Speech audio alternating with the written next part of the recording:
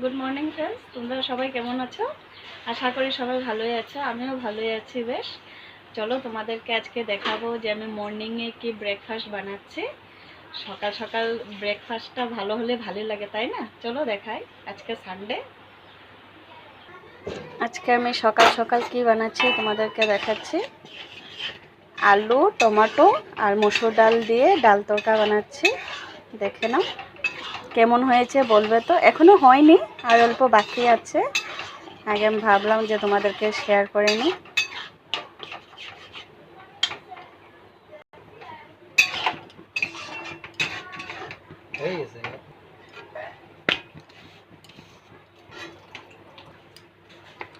এই যে আমি রুটি বানাচ্ছি, দেখে না।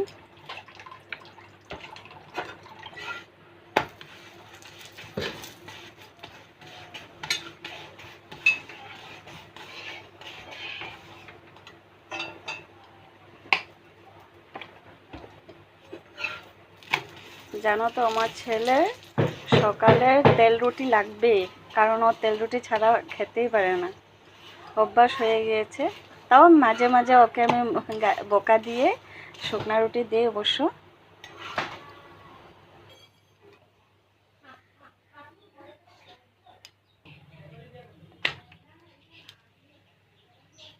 জানো তো ফ্রেন্ডস, এখন কি হয়েছিল, আমার সিলিন্ডার শেষ হয়ে গিয়েছিল।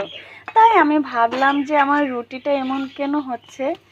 কখন থেকে আমি বানাচ্ছি, উল্টিয়ে দিচ্ছি পাল্টিয়ে দিচ্ছি, রুটিটা সুন্দরই হচ্ছে না। তারপরে তাকিয়ে দেখলাম যে আমার সিলিন্ডার শেষ। আমার ভাগ্যটা ভালো যে ঘরে সিলিন্ডার ছিল অ্যাডভান্স আনা। অবশ্য আমি অ্যাডভান্স এনে রাখি, না হলে ভাবো তো আজকে সানডে ছিল, আজকে তো গ্যাস এজেন্সি বন্ধ হবে। আমি এখন কি করতাম বলো তো। কারণ দেখবে রুটিগুলি যদি একটু পুরা ভালোভাবে না ভেজে না, ভালো লাগে না খেতে।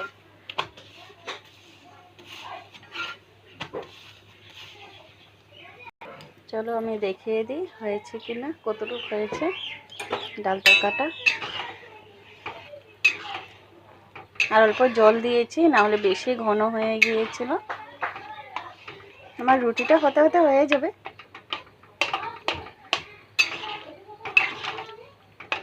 তারপর নামাবার আগে আমি গরম মশলা দিয়ে দেবো।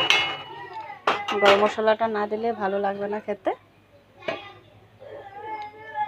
তোমরা কমেন্টে বলবে তো আমার রুটিগুলি কেমন হয়েছে। দেখতে কি খাই খাই ইচ্ছা করছে নাকি?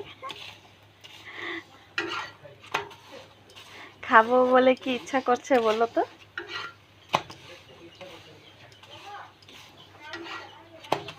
কারো যদি ভালো লাগে প্লিজ খেতে এসে যাও আমাদের ঘরে, ভালো লাগবে আসলে। এই যে আমার ছেলের জন্য রুটি রেডি। দেখে না তো রুটিগুলি কেমন হয়েছে বলবে।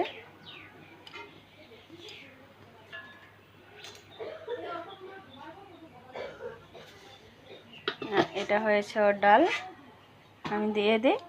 ঠিক আছে ফ্রেন্ড, আমি তোমাদের সঙ্গে আবার নতুন একটা ব্লগ নিয়ে আসবো। ততক্ষণে আপনারাও ভালো থাকেন আর আশীর্বাদ করবেন যেন আমিও ভালো থাকি। ওকে, বাই।